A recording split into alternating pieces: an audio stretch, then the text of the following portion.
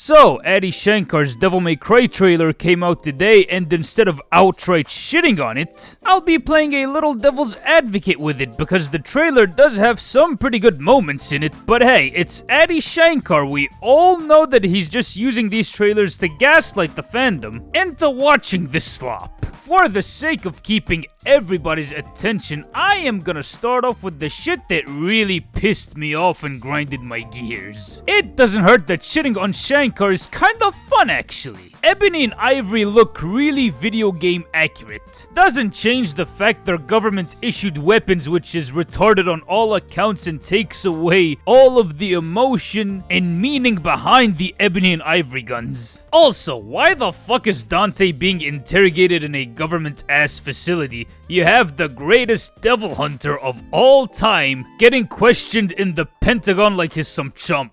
What the fuck was that Mundus set me free line? It made me want to ram the goddamn Yamato onto my PC and tear it to shreds. Also, tell me why the guy who would rather die than be a slave to Mundus is now a willing slave to Mundus in the show, man. I know, different continuity and shit, but at least respect the fundamental aspects of the lore. At least the goofy fedora hat wearing, fetus quickscoping Vergil from the reboot was planning to overthrow Mundus throughout the entirety of the game, which is a lot more accurate to Capcom Vergil. And I cannot believe I am praising the hated 2013 reboot over the Netflix show that has more accurate looking Dante and Vergil. I still hate the fact that the fight between Dante and Vergil, the first one, still takes place in motherfucking Washington, D.C. Why the fuck do you have to put political undertones in Devil May Cry where the representation for Arab minorities are demons? What the fuck, man? Speaking of Mundus freeing Vergil, why the fuck did he hand him the Yamato? Just why? If one of Mundus's lackeys wind up picking the damn thing up from the fire, then I would be fine with it. I would let it slide. Okay, sure, they just found it in the rubble and handed it over to Mundus, and then he decided to hand it over to Vergil. That's fine. But if Sparta was the one to hand over the Yamato to Mundus for safekeeping, then Adi Shankar wrote Sparta to be a retard on purpose. In the video games, he hit the Force Edge deep in hell. The only way to get it was to resurrect the huge-ass demonic tower from complete nowhere. You needed the perfect amulet, which involved tracking down his two sons. One could smack you really hard after telling him a bad yo mama joke, and one will slice you in half just for looking at him funny. Once you have that and you somehow got Sparta's blood,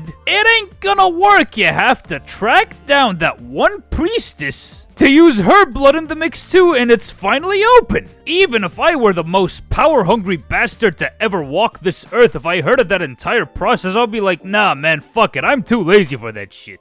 In the Netflix show, however, it's just sitting there in the Vatican Museum for everyone to see. Anybody who's really good at pulling off heists will definitely snag it. With little to no effort, mind you. If you really wanted to change it from hiding it in hell, you could have at least had him hide it in the Vita Morley village. Or if you really want dramatic plot tensions, you could have had him hide it with the Order of the Sword. Giving me the feeling that most likely Mundus had the Yamato given to him by Sparta for safekeeping. Because it's made by the Visionary, he doesn't want this to be predictive television programming, even if it shits on the entire source material that he's adapting. And that was all the bad that I had to say about the trailer. Vergil cutting open a portal like how he did in Devil May Cry 5, I can't exactly complain about that one. Since the Yamato can already cut through dimensions in DMC 5 kind of establishes that Vergil has always been doing that even in the DMC 3 days. Makes this DMC 5 LARP an easy one to give a pass to. And if there's a Devil May Cry 3 remake and Vergil opens up a portal from time to time, I would be like, alright, it's cool, it's fine. Vergil has always been cutting portals to avoid traffic. Now for some of the things that I actually liked, aka Adi Shankar's gaslighting methods. Vergil is gonna be betraying Mundus, which is a W for the show. The fact remains that it didn't have to be that way. Vergil always hated Mundus after that tragic event. Marianne Arkham looks like she's not gonna have that much of a potty mouth. I'm even digging her dark calm bodysuit that kind of looks like Devil May Cry 3's alternative costume for her. Looks like they're stepping Dante's game up in this show by actually fighting demons, not playing second fiddle to Lady. My bad, it's Marianne Arkham. Doing this shit unscripted is kinda difficult, really. Oh, looks like he's gonna be picking up different firearms. I say looks like. I'm not saying that he will definitely pick up any devil or firearms. It just looks that way. I just hope his jokes are good this time, not discount Deadpool Tom Holland Spider-Man hybrid. Some of the jokes in the last season were kinda ass. And it looks like Dante's gonna cut his contract short with the US government on his own terms. I hope that that happens, man. Despite all of that, this is Adi Shankar we're talking about. The marketing for season 1 was top tier. The trailers mainly focused on Dante and all of the crazy shit that he can do. It legit felt like he was as competent as he is in the games.